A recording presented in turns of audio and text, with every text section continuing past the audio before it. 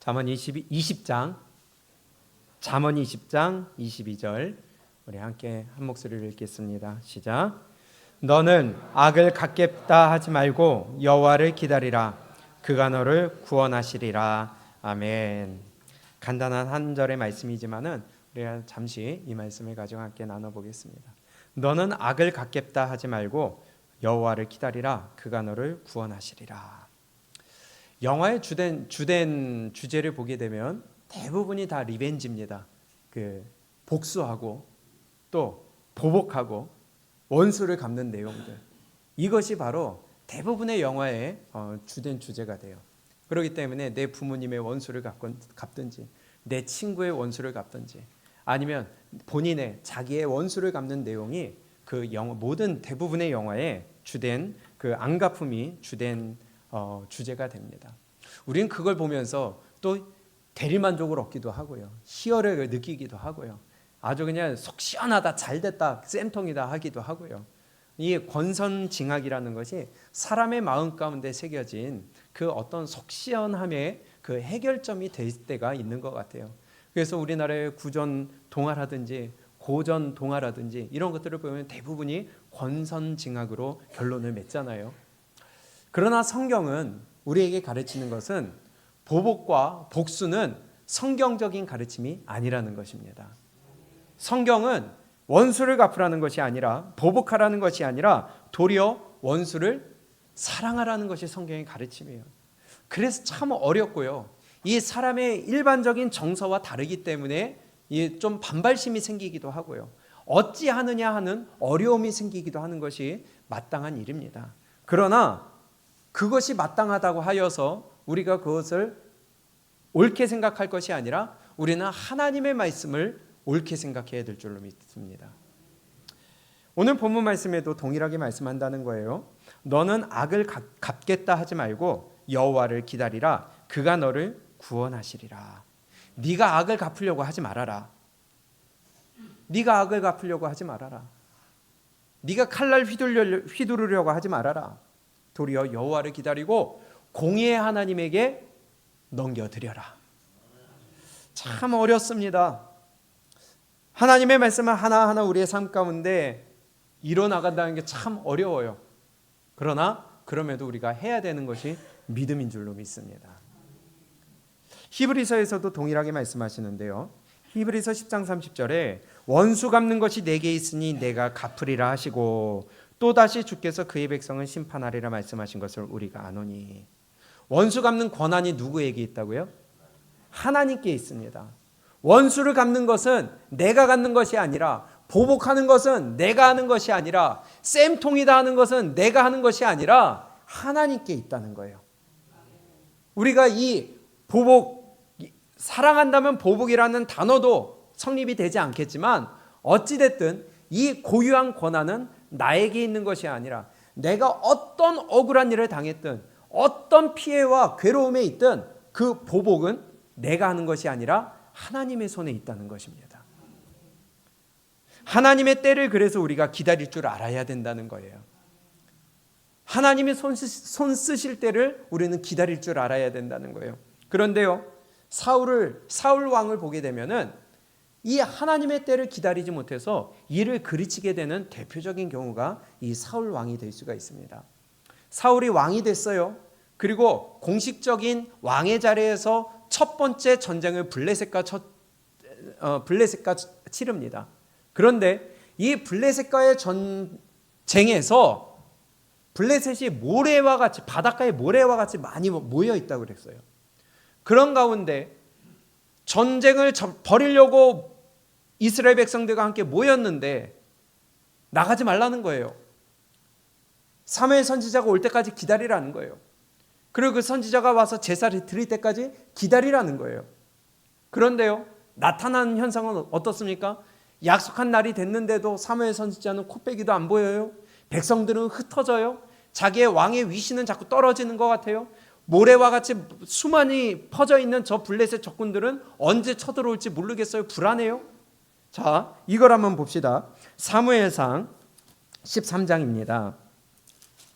8절부터 보니까요. 그 다급한 마음이 그대로 기록이 되어 있는 거예요.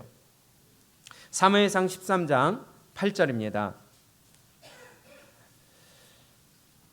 함께 읽습니다. 시작. 사울은 사무엘이 정한 기한대로 이레 동안은 기다렸으나 사무엘이 길갈로 오지 아니하매 백성이 사울에게서 흩어지는지라. 사울이 이르되 번제와 화목 제물을 이리로 가져오라 하여 번제를 드렸더니 번제 드리기를 마치자 사무엘이 온지라. 사울이 나가 맞으며 무난하매. 자, 보세요. 적들은 언제 쳐들어올지 몰라요. 백성들은 흩어져요. 약속한 사무엘은 오질 않아요. 그래서 급한 마음에 어쩔 수 없이, 지금 다급하잖아요. 내 왕의 위신은 떨어질 것 같고요. 적군은 공격해 올 것 같고요. 백성들은 다시 자기 집으로 돌아가고 있고요. 왕의 위신은 떨어지고 있고요. 이런 다급하고 끝에 몰린, 궁지에 몰린 상황 가운데서 드려야 할 제사는 있는데 못하니까 자기가 그걸 드려버린다는 겁니다. 하필이면 그런데요, 드리기를 끝나니까 그때 나타나요. 숨어서 기다리고 있었던 것도 아닌데 그때 나타난 거예요. 그러니 이 사울이 이렇게 얘기합니다. 12절 제가 읽어볼게요. 이에 내가 이르기를 블레셋 사람들이 나를 치러 길갈로 내려오겠거늘 내가 여호와께 은혜를 간구하지 못하였다 하고 어떻게 해요? 부득이하여 번제를 드렸나이다. 어쩔 수 없이 내가 제사 드렸다는 거예요. 백성들은 도망가고 있어요. 적들은 언제 더 공격해 올지 모르겠어요. 내가 왕으로 세움 받았는데 자꾸 왕의 위신이 떨어져요. 두렵습니다. 그래서 어쩔 수 없이, 지금 상황만 보면은 누가 봐도요, 어쩔 수 없는 상황이에요. 번제는 드려야 되겠고 상황은 어쩔 수 없고, 그런데요, 그것조차도 사무엘이 뭐라고 그럽니까? 13절에 시작. 사무엘이 사울에게 이르되 왕이 망령되이 행하였도다. 왕의 하나님 여호와께서 왕에게 내리신 명령을 지키지 아니하였도다. 그리하였더라면 여호와께서 이스라엘 위에 왕의 나라를 영원히 세우셨을 것이거늘. 아멘. 왕이 어떻게 행했다고요? 망령되이 행했대요. 어쩔 수 없이 했다는 거예요. 사면초가 상황에서, 궁지에 몰린 상황에서 사무엘은 약속한 날이 됐는데도 나타나질 않으니까 내가 어쩔 수 없이 했다. 누가 봐도 이해할 수 있는 상황이지만 하나님이 보실 때는 아니라는 것입니다. 아무리 어쩔 수 없다 할지라도 네가 지켜야 될 절차가 있고 네가 지켜야 될 순서가 있다는 거예요. 해야 될 책임이 따로 있다는 거예요. 네가 아무리 어쩔 수 없이 부득이하다 할지라도 너는 네 자리에 있어야 된다는 거예요. 하나님의 때를 기다려야 된다는 거예요. 그런데 사울은요, 지가 마음대로 했다는 겁니다. 어쩔 수 없이 했는데요, 내가 답답한 마음에 어쩔 수 없이 했는데요, 그래도 너는 어떻게 행했다? 망령되이 행했다. 이 망령되이 행했다는 말은 심각한 말입니다. 하나님 앞에 망령되이 행했다는 것은요, 이건 정말 망나니 짓을 했다는 거예요. 우리가 이런 일 하지 않기를 원합니다. 내가 정말 급해갖고 어쩔 수 없이 부득이하여 답답한 마음에 내가 어쩔 수 없이 했습니다. 그러나 하나님보다 앞서는 행동, 하나님보다 앞서는 생각, 하나님보다 앞서는 그러한 모든 결정들은요, 하나님 앞에서 선하지 못한 것이 된다는 거예요. 우리는 하나님의 때를 기다릴 줄 알아야 돼요. 아무리 하나님이 이루어주지 않는다면은 과감하게 우리는 내가 손해보든 어떻든 우리는 내려놓을 줄 알아야 된다는 것입니다. 근데 하나님이 아직까지 이루어주시지 않으니까 내가 했어요. 어쩔 수 없이 했어요. 그것은 망령되이 행했다는 것입니다. 우리 하나님의 때를 기다릴 수 있기를 원합니다. 근데 저 사람은 믿음 좋다고 하는 저 사람은 자기 마음대로 해도 괜찮던데요? 잘 되던데요? 얻어맞지 않던데요? 하나님이 축복 주시는 것 같던데요? 그래도 너는 네 믿음 지키라는 거예요. 네 자리 지키라는 거예요. 딴 사람 신경 쓰지 말라는 것입니다. 시편 37편입니다.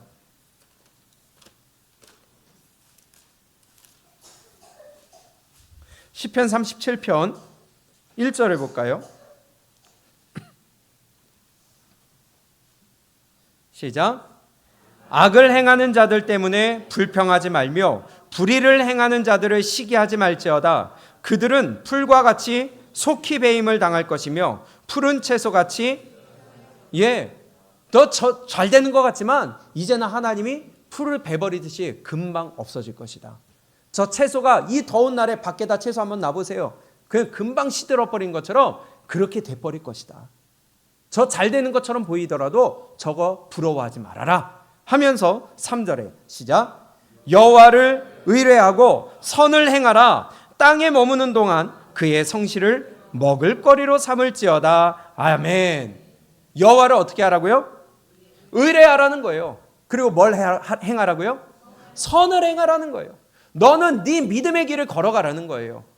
저 사람이 지금 잘 되는 것 같아도, 하나님의 말씀대로 안 하는데도 지 마음대로 잘 되는 것 같아도 너는 네 선을 행하라는 거예요. 네 믿음 지키라는 거예요. 땅에 머무는 동안 그의 성실을 먹을거리로 삼을지어다. 하나님의 성실과 공의를 우리는 우리의 먹을거리, 우리의 끊이지 아니하는 공급원으로 삼을 수 있기를 원합니다. 그게 믿음이에요. 하나님의 때를 기다리는 거예요. 그래서 7절에 이렇게 얘기합니다. 여호와 앞에 어떻게 해라? 잠잠하고 또 참고 어떻게 해라? 기다리라. 왜냐? 자기 길이 형통하며 악한 꾀를 이루는 자 때문에 불평하지 말지어다. 쟤는 그래도 잘 되는데요? 그것 때문에 불평하지 말아라. 너는 어떻게 해야 되느냐? 여호와 앞에 잠잠하고 참고 기다리라. 이게 믿음이에요. 믿음은 기다릴 줄 아는 거예요. 하나님의 때를 기다릴 줄 아는 게 진짜 믿음입니다. 사울처럼 하나님이 역사 안 한다고 어쩔 수 없이 부득이하여 답답한 마음에 내가 먼저 내뱉고 내가 먼저 나아가서 내가 먼저 행한다면 그것은 불의한 일이 될 수 있다는 겁니다. 망령된 일이 될 수 있다는 겁니다. 그래서 8절에 분을 그치고 노를 버리며 불평하지 말라. 오히려 뭘 만들어요? 악을 만들 뿐이라. 그래서요, 우리는 하나님의 때, 하나님이 역사하시는 그 순간을 우리는 기다릴 줄 아는 것이 진짜 믿음이라는 것입니다. 요압도 마찬가지예요. 전쟁 중에 요압의 동생 아사엘이 사울의 수장 아브넬에게 죽임당했습니다. 사실 아브넬이 죽이려고 죽인 거 아니었죠. 기회를 줬죠. 나 쫓아오지 말아라. 뒤에 달려가다가 창을 뒤로 던져가지고 자기가 찔려 죽었어요. 그것 때문에 요압의 마음은 뭐가 있습니까? 저 내 원수, 저 아브넬 내가 언제까지 죽이겠다. 그 복수의 칼날을 갈고 있었어요. 진짜 믿음의 사람이라면 하나님의 때를 기다릴 줄 알아야 되는 거예요. 그런데요, 세월이 지나 아브넬이 다윗에게 왔습니다. 이 북이스라엘을 넘기려고 왔어요. 그리고 나서 다윗은 아브넬을 그대로 안전하게 보내줬습니다. 거기에 그 소식을 들은 이 요압이 열받아서 아브넬을 다시 왕이 부르는 것처럼 속여가지고 와서 찔러 죽여버렸습니다. 잘 보세요. 자기의 감정이 하나님의 지도자의 법과 생각과 하나님의 방법이 아닌 것으로 자기의 감정을 앞세워 복수를 하니까 어떤 일이 일어납니까? 백성들이 볼 때는 다윗이 아브넬을 죽인 것으로 오해했어요. 백성들로 인하여서 지도자 다윗을 오해하게 만들었어요. 내가 하나님보다 앞서고 하나님의 방법보다 내가 앞서고 하나님의 때를 기다리지 않고 내 감정이 앞서니까 답답하고 복수의 칼날을 갈고 싶은 그것 때문에 내가 지도자의 생각보다 앞서니까 전체 공동체가 무너질 위기가 될 수 있었다는 것입니다. 잘 기억해야 돼요.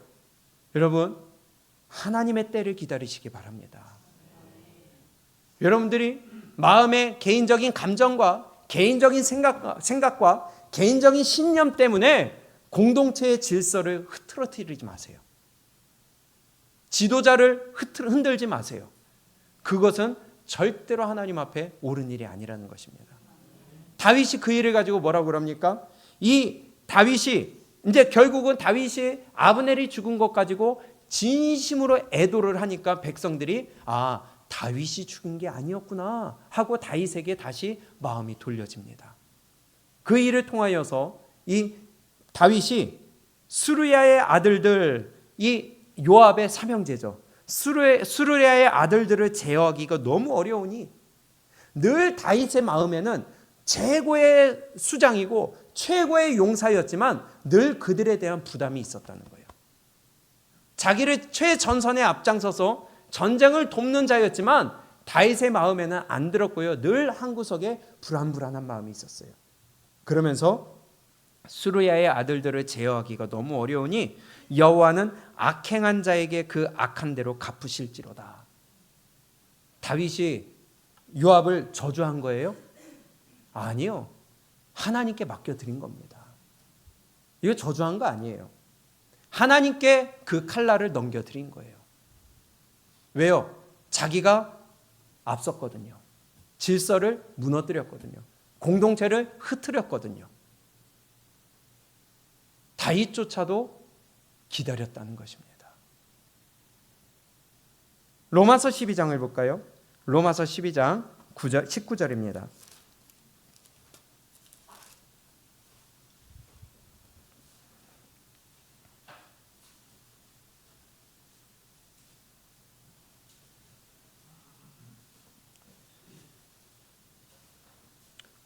하나님이 세우신 질서와 절차가 있다는 것입니다. 여러분들 그거 순서와 절차, 하나님의 질서를 흐트리지 않기를 축복합니다. 19절 이렇게 얘기합니다. 시작. 내 사랑하는 자들아 너희가 친히 원수를 갚지 말고 하나님의 진노하심에 맡기라. 기록되었을 때 원수 갚는 것이 내게 있으니 내가 갚으리라고 주께서 말씀하시니라. 아멘. 니들이 원수 갚아라? 니들이 원수 갚아라? 갚지 말라는 거예요. 내 사랑하는 자들아 너희가 친히 원수를 갚지 말고 하나님의 진노하심에 맡기라. 하나님의 때를 기다려라. 네가 아무리 억울하고 기분 나쁘고 가슴이 터질 것 같더라도 하나님께 내어 맡겨라. 네 손 더럽히지 말아라 하면서 기록되었을 때 원수 갚는 것이 누구에게 있어요? 예, 원수 갚는 책임은요, 권한은요 하나님께 있다는 거예요. 나한테 있는 거 아니에요. 그럼 나는 뭐예요? 가슴 터져 죽으라고요? 그게 아니라 더 가슴 터져 죽으라는 거예요. 그 다음 말씀 20절 시작. 내 원수가 줄이거든 먹이고 목마르거든 마시게 하라. 그리함으로 내가 숯불을 그 머리에 쌓아놓으리라. 아멘. 더 가슴 터진 일이죠.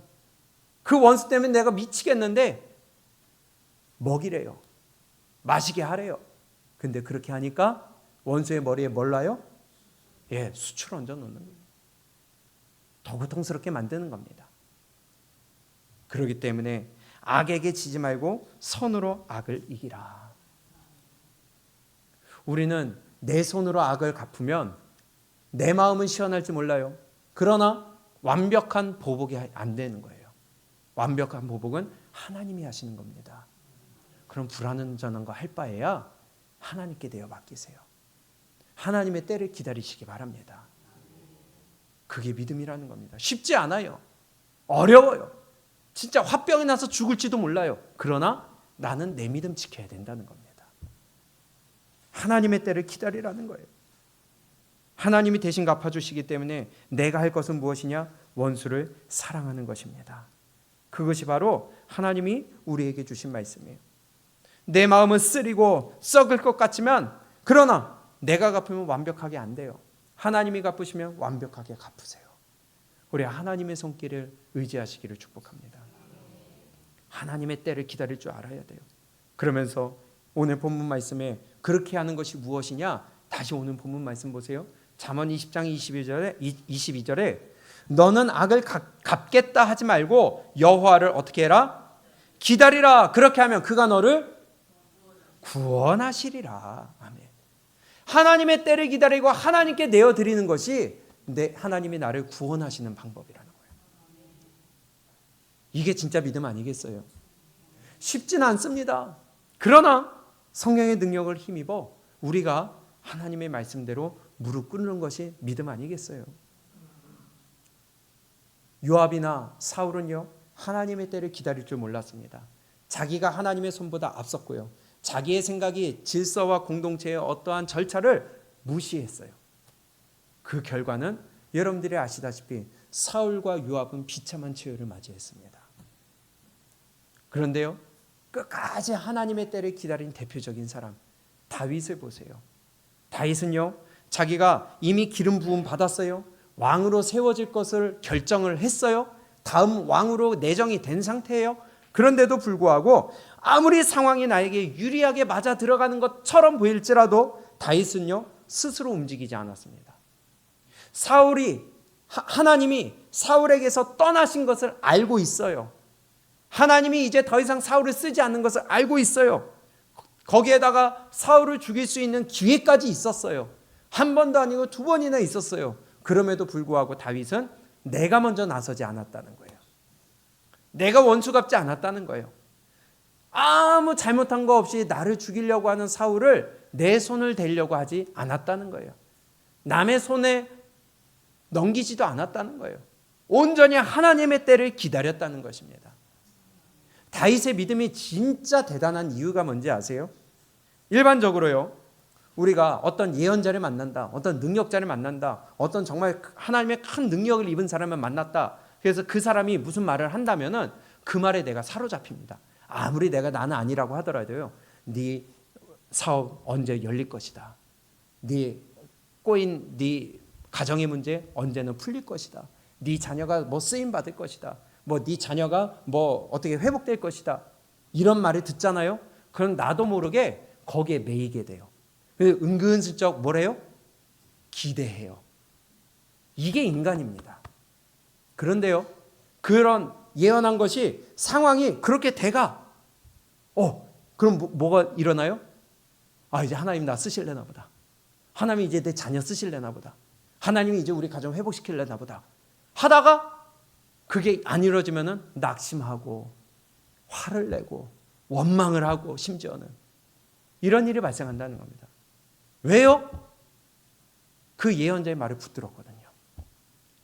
하나님의 말씀을 붙들어야 되는데 그 예언자의 말을 붙들어요. 저는 아무리 그래도 낙심은 안 해요. 낙심 안 하는 게 문제가 아니라 그 말을 붙들고 기대하고 있다는 거예요. 왜 그걸 기대하고 있어? 하나님의 말씀을 붙들어야지. 그렇지 않겠어요? 근데 다윗을 보세요. 다윗이 진짜 대단한 믿음이라는 게, 다윗을 보면 선지자에게 이미 기름 부음 받았어요. 그렇죠? 사울은 하나님이 떠나신 것을 알았어요. 다윗도. 맞아요?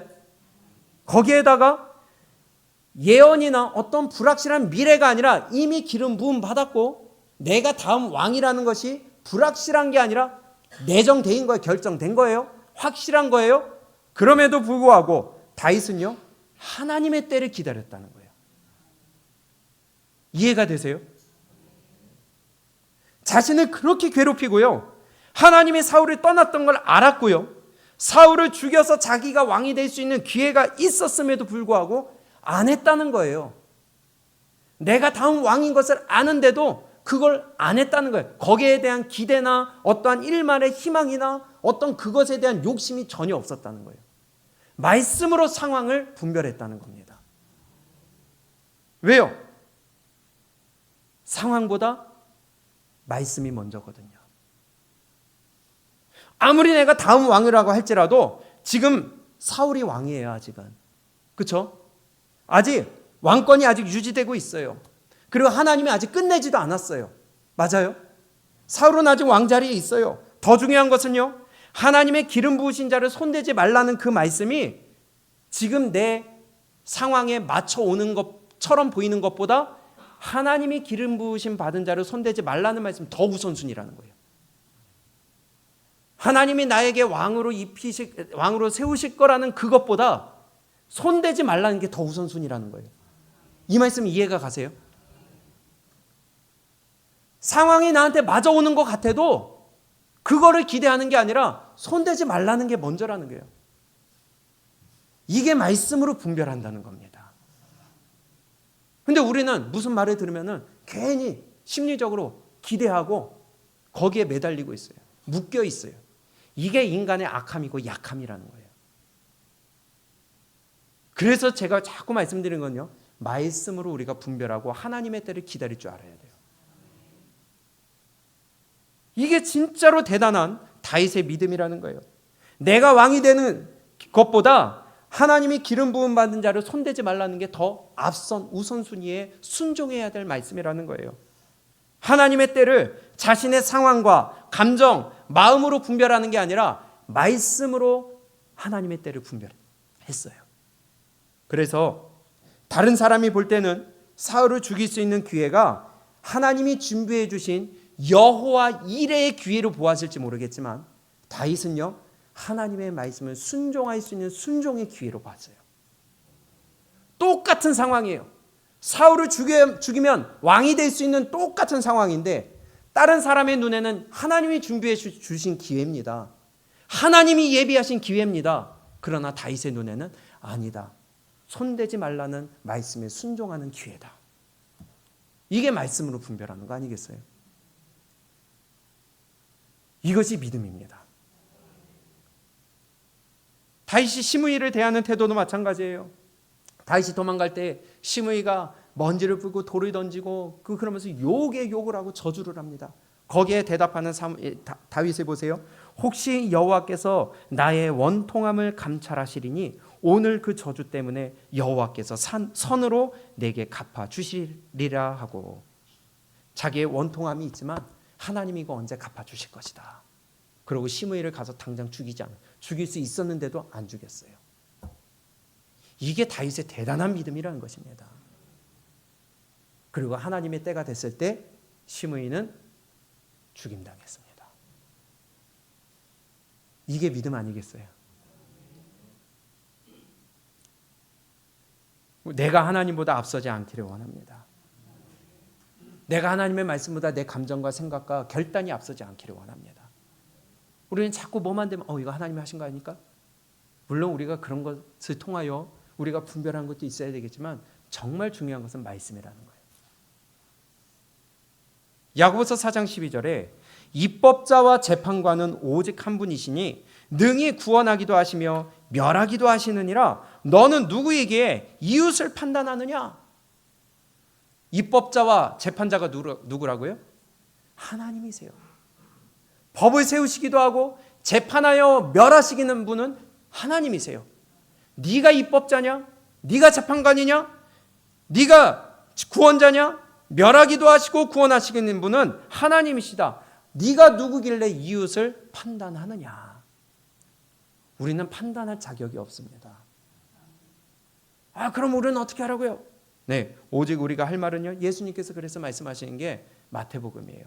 마태복음 5장 37절에 오직 너희 말은 옳다 아니라 하라. 이에서 지나는 것은 악으로부터 나느니라. 분별은 하라는 거예요. 그러나 판단하지 말라는 것입니다. 우리의 입으로 낼 것은 옳다 아니다 이건 하나님의 말씀에 맞네, 이건 하나님의 말씀에 잘못됐네 하는 데까지는 괜찮지만 그거 벗어나 너 왜 이렇게 했는데 하나님의 말씀에 벗어나는데 왜 이래 하며 정죄하고 판단하는 것은 죄라는 것이에요. 오직 우리 입에서 나올 것은 옳다 아니다 하라. 이에 지나는 것은 악으로부터 나느니라. 우리가 이 경계선을 잘 분별할 줄 알아야 되겠습니다. 믿음은 기다리는 것입니다. 하나님의 때를 기다릴 줄 알아야 돼요. 그래서 우리가 기도하는 것이고요. 그래서 우리가 하나님 앞에 눈물 흘릴 수밖에 없는 것이고요.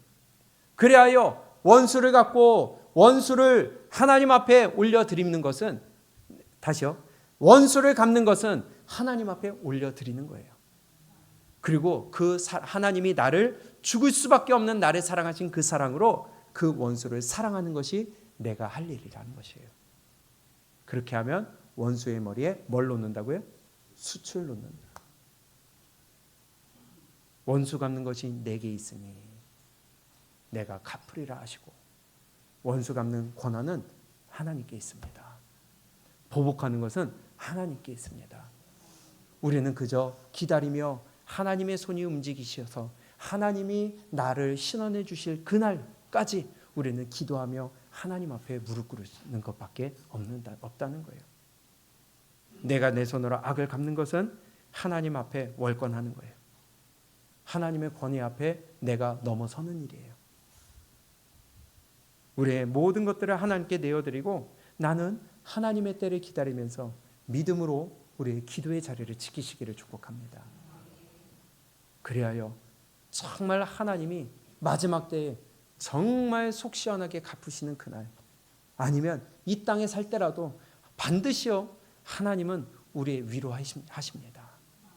무엇으로든 위로하시는 날이 반드시 와요. 내 믿음 지키고 내 믿음의 자리 지키며 내 신앙의 자리를 지킴으로 말미암아 질서와 절차를 무시하는 것이 아니라 하나님 앞에서 나의 자리를 겸손히 지켜 하나님의 때를 기다릴 수 있는 저와 여러분들의 믿음이 될 수 있기를 축복합니다. 오늘 본문 말씀 다시 한번 함께 읽고 마치겠습니다. 잠언 20장 22절입니다. 시작.